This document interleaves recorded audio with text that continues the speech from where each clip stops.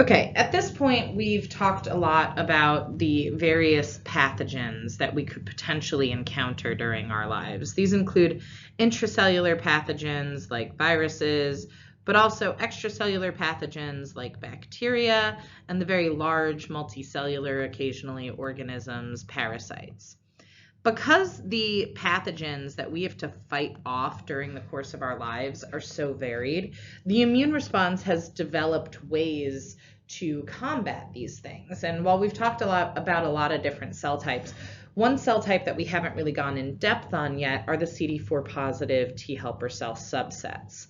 Now, all of these cells that we're about to talk about are CD4 positive T cells, but they are differentiated in such a way that they are specifically designed to fight different types of pathogens. And the way this works, the way we differentiate things to be armed against each specific type of pathogen, is by using cytokines.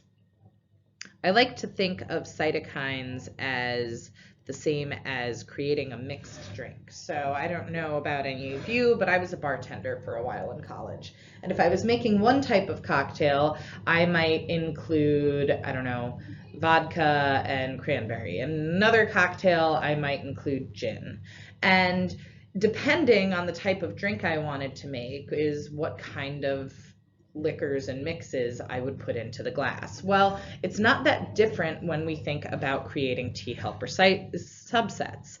You'll use different cytokines in different amounts to create each subset that is specially armed to fight, say, an intracellular pathogen like a virus, or an extracellular pathogen that's fairly small like a bacteria, or a very large complex pathogen like a parasite.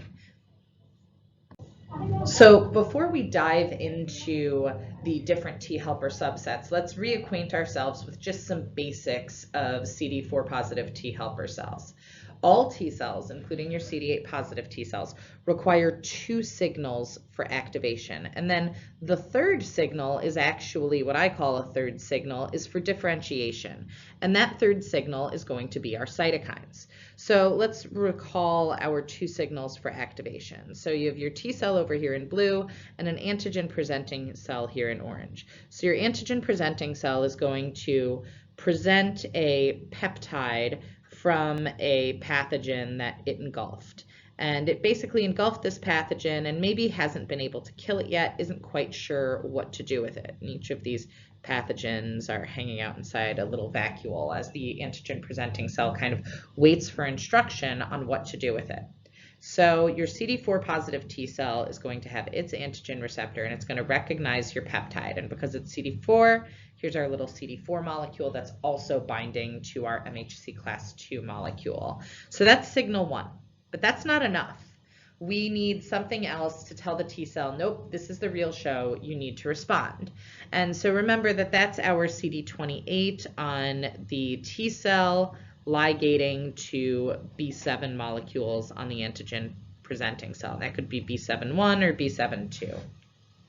Okay, at this point, now it's got signal 1 and signal 2. It's ready to be activated.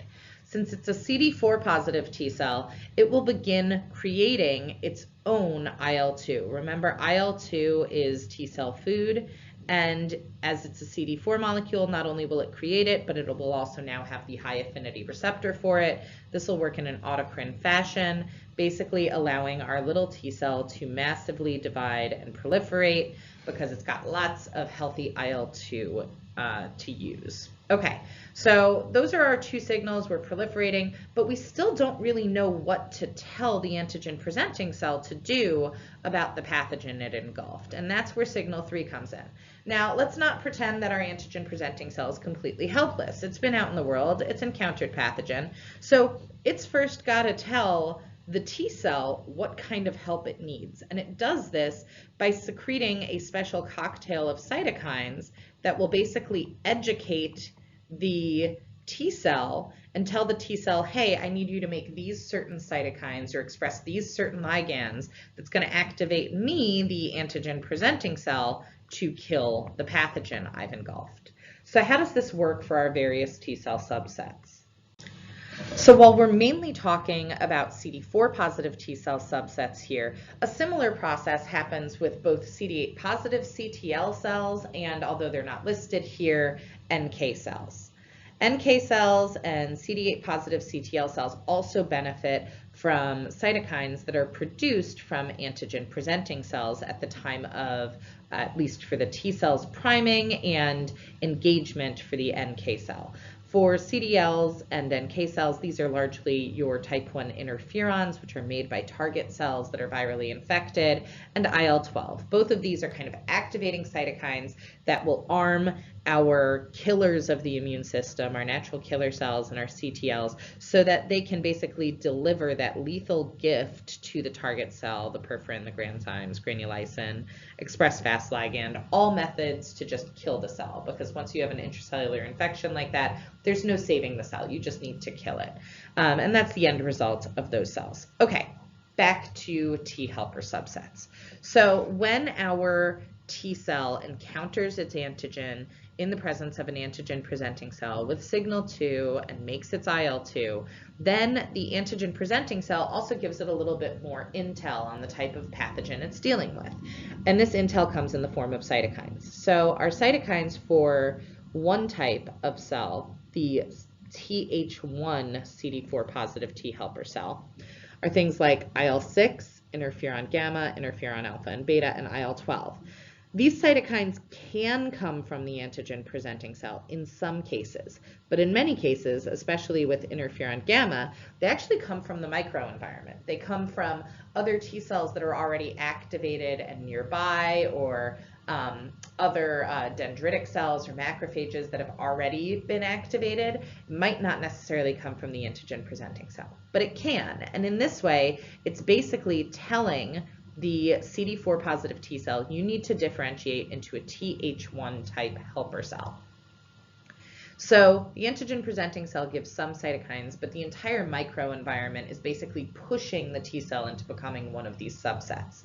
When it becomes a Th1 helper cell, this is the most inflammatory helper cell. This is the helper cell that is going to cause the most inflammation, and it's going to mainly produce interferon gamma, which is really great at activating macrophages to kill ingested pathogens. It's also going to produce TNF alpha, which can result in cell death, lymphotoxin alpha, and then CXCL12, which is involved in recruitment of cells. It'll also upregulate effector ligands like CD40, which will help promote B cells that it could potentially interact with to undergo class switching, and fast ligand, which can lead to cell death. So that's one type of helper cell.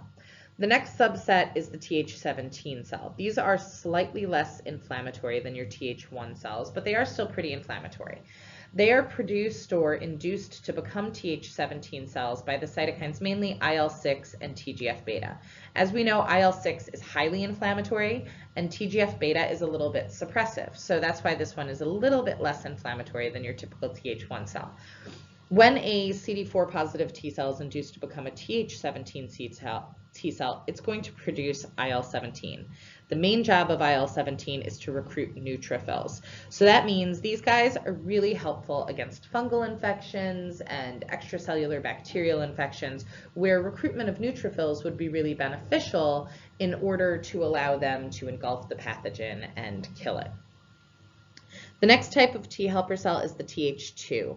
The Th2 helper cell is basically induced by expression of IL-4 and IL-10, two relatively mild inflammatory cytokines. IL-4 is largely produced at our mucosal sites, specifically within the gut or in the nasal passages, anywhere you have basically mucosa and a lot of exposure to the outside world, you're going to see a lot of IL-4.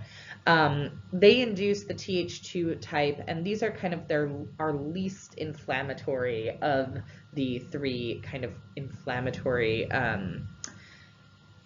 helper T cell subsets. These kinds of are the lowest. They produce cytokines like IL-4, IL-5, and IL-10. They can also express CD40 ligand, which is important for antibody class switching, and specifically, they will encourage B cells to class switch to the IgE subset. And the reason for this is that Th2 cells and IgE are really potent against parasitic and worm infections. Basically, parasites and worms are too large for most of our antigen-presenting cells to engulf.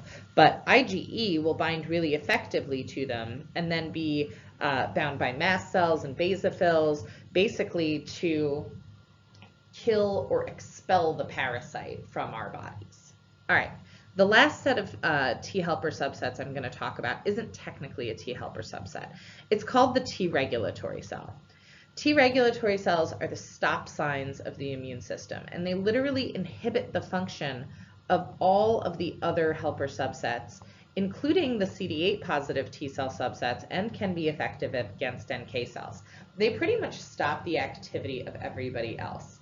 I liken them to that friend you had in high school that every time you guys came up with some plan that was bound to get somebody grounded or expelled or in trouble, maybe you guys didn't have that group of friends, I don't know, but this was the friend that kind of put the brakes on the plan and pushed pause and probably kept you all from getting in a lot of trouble. They are really effective at stopping all of the activities of the rest of the cells. And why would we want to do this? Really, it's because we need to control inflammation. Inflammation can be very damaging. So the role of these guys is to work with immunosuppression. And as a result of that, they produce immunosuppressive cytokines, IL-10 and TGF-beta, and they are induced by an immunosuppressive cytokine, TGF-beta, in the presence of IL-2. We'll go into this concept a lot more when we talk about basically disorders of the immune system, autoimmune disease, hypersensitivity, cancer, and transplant. But basically, the idea is that you never want any of these subsets to get out of balance, okay?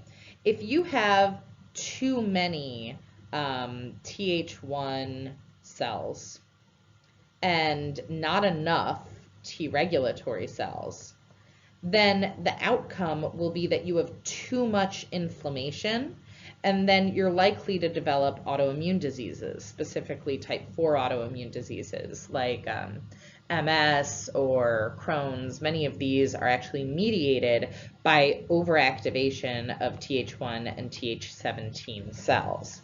Likewise, if you have too many T regulatory cells and not enough inflammatory responses, then you might not be able to clear some viral infections, or you may be more susceptible to cancer as a result of your Th1 and CD8 positive T cells not being able to effectively surveil the body for oncogenic proteins because they're constantly being suppressed by the T regulatory cells. Likewise, these ratios kind of work in the opposite. If we take the Treg Th1 balance from this side and show that we have too many Th1s, not enough Tregs, then you would get autoimmunity. So you can see how these two are kind of interchangeable just if you look at the ratios. The other one here is allergy. Allergy, as I mentioned before, is largely mediated by Th2 responses that lead to an overproduction of IgE. So anytime you have too many Th2 cells and not enough T regulatory cells to kind of control them, you are more susceptible to creating allergic responses to allergens, which are basically things that your body thinks are dangerous but really aren't, like tree pollen or dander or peanuts.